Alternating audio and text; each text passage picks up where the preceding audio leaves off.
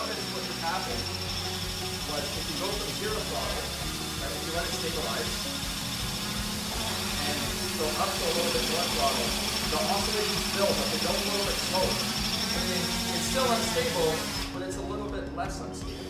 So we know that we still have to dial it back a little bit more. I'm kind of doing it backwards to show you what instability is and what being on the verge of instability is. Really, you want to make that gives you really nice response. It lets you hit the positions you want, lets you fly around a lot more agilely than if you have like a really soft set of parameters that lets you kind of, yeah, it makes it so that you're less drifty, you're more like